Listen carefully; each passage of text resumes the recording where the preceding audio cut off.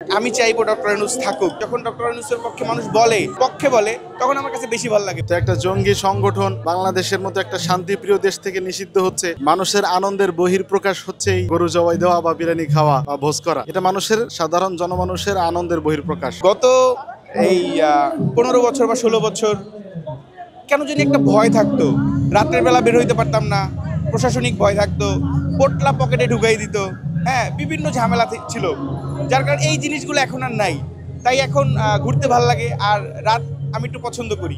আপনি যদি আমার ব্যক্তিগত মতামত নিতে চান, আমি চাইবো ডক্টর ইউনূস থাকুক, সাংবাদিকতার বাইরে যদি বলি। আর সেই জন্যই আমার এই চ্যানেল খোলা, যে মানুষ কি চায়, আমার সাথে মানুষের কথা মিলে কিনা, এই জিনিসটা আমি উপলব্ধি করি। এবং মানুষ থেকে ইন্টারভিউ নিয়ে আমার ভালো লাগে। যখন ডক্টর ইউনূসের পক্ষে মানুষ পক্ষে বলে, তখন আমার কাছে বেশি ভালো লাগে। বাকি আমি দুইটাই প্রকাশ করি, দুইটাই প্রচার করি। আপনি বাংলাদেশ চিন্তা করেন কেন, সারা পৃথিবীর মধ্যে উনি সেরা পারসন। তা আরেকজন আসবে বলে আমার মনে হয় না, কারণ এগুলো যুগে যুগে আসে না। কথা বলছেন, এগুলো যুগে যুগে আসে না। আল্লাহর নিয়ামত মনে করি আমি, যে এই এই দুর্যোগময় সময় ডক্টর ইউনূসের মতো একজন লোক আমাদের দেশের হাল ধরছে বিদায় আমরা এখন স্বাধীনভাবে ঘুরতে পারতেছি। মানে টাকা একটু কম ইনকাম হইলেও মনের ভিতরে আলাদা একটা প্রশান্তি আছে। আমি চাইবো ডক্টর ইউনূস 5 বছর 10 বছর যতদিন থাকা যায়, দেশের শৃঙ্খলা যতদিন বজায় না আসে ততদিন থাকুক। হাজার হাজার ভাই বোন আহত, পঙ্গুত্ব বরণকারী, এই সরকারের ম্যান্ডেট ছিল তারা। আর এই খুন আওয়ামী লীগের দ্বারা সংগঠিত হয়েছে।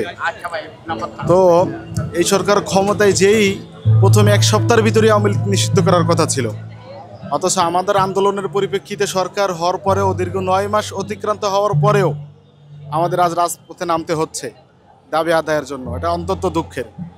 তারপরেও আমরা জানেন যে যমুনা থেকে শাহবাগ 3 দিন অবস্থান করার পরও অবশ্যই সরকার আমাদের বিষয়টা আমলে নিয়েছে এবং একটা পদক্ষেপ নিয়েছে। এটা অবশ্যই সাধুবাদ পাওয়ার যোগ্য। অন্তত এই জন্য সরকারকে থ্যাঙ্কস জানাই যে সরকার উদ্যোগ নিয়েছে। এটা হচ্ছে, জানেন যে আওয়ামী লীগের মতো ফ্যাসিস্ট, খুনি, নাৎসি পার্টির মতো এরকম ভয়াবহ আর একটা দল, একটা জঙ্গি সংগঠন। তো একটা জঙ্গি সংগঠন বাংলাদেশের মতো একটা শান্তিপ্রিয় দেশ থেকে নিষিদ্ধ হচ্ছে। মানুষের আনন্দের বহিঃপ্রকাশ হচ্ছে এই গরু জবাই দেওয়া বা বিরিয়ানি খাওয়া বা ভোজ করা। এটা মানুষের, সাধারণ জনমানুষের আনন্দের বহিঃপ্রকাশ।